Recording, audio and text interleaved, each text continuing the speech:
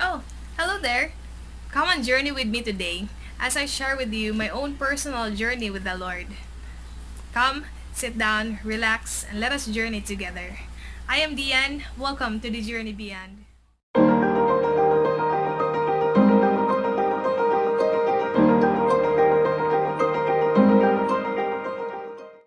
Hi guys. Today I'll be sharing with you something very special in my heart and something very important as well in my own journey with the Lord. My journal. So, this journal, I used this in the year 2018 when I was assigned in Cavite doing mission work. Um, Disclaimer, first and foremost, I'm not a professional. I'm not so good in journaling, but I'll be sharing with you what I learned in my own personal journey. So yun, I started the year when I was in first year high school. I was so eager to become a saint. I really had this desire of I wanted to become a saint someday, ganon. Then I started writing my own diary for the reason that someday pag hanapin ng Vatican yung story ko, I have something to I have they'll find my own story through my diary. Joke time talaga yun, pero but it really moved me throughout my high school years to write my own story and to write my adventures with the Lord in my own diary until I became a youth for Christ when I was in third year high school. Then on my third year high school, I started transitioning from diary to journaling. But not that, hindi pa siya ganun ka journal talaga. So I started writing my own experiences on a daily basis as well. So since first year high school, I started writing already on a daily basis my own experiences until I transitioned to journals, which I started writing my own prayers and conversations with the Lord and messages of the Lord until I became a full-time pastoral worker, which was so vital for me in my own journey in the mission. So, kaya nagsusulat talaga ako. So, probably you'll ask me, ate, why should I journal? Gaano ba ka-importante yung journal? Ano bang use niya? Ganun. Not for the reason na hanap ng Vatican yung story natin, but for the reason, first and foremost, for us to organize our thoughts. Most of the time, we have this thoughts na, sobrang maraming thoughts. Personally, I am like that. Kaya nauunahan yung thoughts ko at yung mouth ko, hindi sila magkasabay minsan.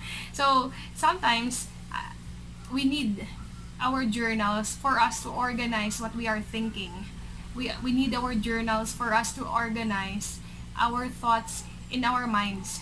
So we have to organize our thoughts for us to understand and for us to clarify our own thoughts. Ganon. Second, for us to remember. This is very important because sobrang makalimutin ko sa buhay. I really have this tendency of forgetting experiences, forgetting a lot of things. And so it's very important for me to write in my journal so that I could remember. So that pagdating ng panahon, in the spiritual sense as well, na pagdating ng panahon, if I'll face a difficulty in my own life, I'll go back to my own journal so that I'll remember God's faithfulness. So that I'll remember that God was there in the past and in my present, and hopefully I'll always be assured of this, that God will always be there in the future. And that's the most important thing that my journal really did help me in my own journey, na mas maalala ko that our God is faithful. Kasi I have this tendency of forgetting, especially if I am in a crisis or in a difficulty. I have this tendency of asking the Lord, why ganito, ganyan. Then I go back to my journal.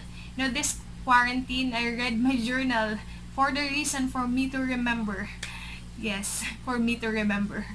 Then third is, our journaling is a very rich spiritual experience for us to be honest on ourselves, on what we want to say to the Lord, on our personal prayers, on mga bagay na nasa isip natin. when we journal, we don't mask ourselves. We don't put filters on our words. We just let ourselves be who we are in front of the Lord through our journals. So you can also write your own illustrations, or you can start writing your own poetry or your music or lyrics of some songs or ganito ganyan. Probably if you are moved by the spirit, you can write a song in your journal na kinompose mo, ganun. So it's being who we are. Then being who we are results into something beautiful. I think that's the result of journaling by the grace of God. And lastly, our journals is God's way of telling us that He is there every step of the way of our journey. He was there in the past, in our present, and in the future. That there is a God who really reaches out to us in our own journey. You know, I realized in my own personal journey that the moment I read my own journals, that God was there, that God was so present in every situation of my own life. And ganun ka-importante yung journaling for us to see this treasure that our God is there initiating encounters with us. Kaya yun. So yun yung importance ng journaling for me. So let me proceed with on how to the process of journaling. First is paano siya gagawin, ganun. First is, look for a very comfortable place in your home. Comfortable place or a place for you to feel, yung hindi ka madidisturb. A place na kung saan pwede kang magsulat, kung saan pwede kang magbasa ng Bible. Yeah, look for that place. Second, set a regular schedule on a daily basis. Like, every morning ba, after you wake up, or before you sleep ba, mag-journal ka, or every time, I usually do is, every prayer time, I journal.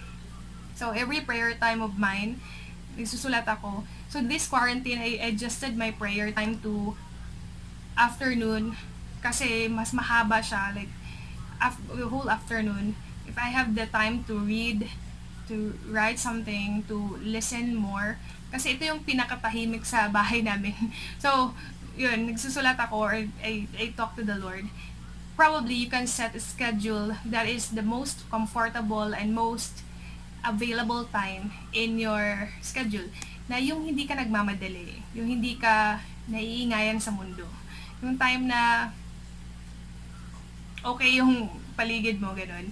So, yun. Yun second. Third is, of course, you prepare your things like your journal notebook, your Bible, your ballpen, or if you have other reflection books that you can also bring and read, yun. Then, you start with, number 4 is, you start with reading the readings for the day. So, for example, the readings for the day, first reading Psalms, Gospel, then upon reading it, you choose, what I usually do, ay binabasa ko siya, like first reading, and then Psalms, and then Gospel, then I write in my journal, what struck me the most, what passage struck me the most. Like, so, ay susulat mo siya, then, you ask yourself, what is God's message for me through this passage? Ano yung sinasabi ng Diyos sa akin? Read the readings, and then you close it with a closing prayer. That's it. Hopefully you've learned something today. So let me wrap up the whole process of journaling. You'll start with, look for a very comfortable place in your home. Second, find a fixed schedule or a comfortable schedule for you. Third is, start with a prayer, and then at Thanksgiving prayer, ganun, open with a prayer, then start reading the readings for the day, and then ask yourself, ano yung nag-struck sa'yo the most among the passage on the first reading, on the psalm, on the gospel, or the second reading. And then, what is God's message for you in that passage? You can also write pala your own prayers. So what are your desires, your prayers to the Lord? You can write it down in your journal. Then close it with a closing prayer. And yun lang. You close it with a closing prayer, then you start writing in your journal. So that's the simple process of journaling, and I hope na we will really utilize this gift.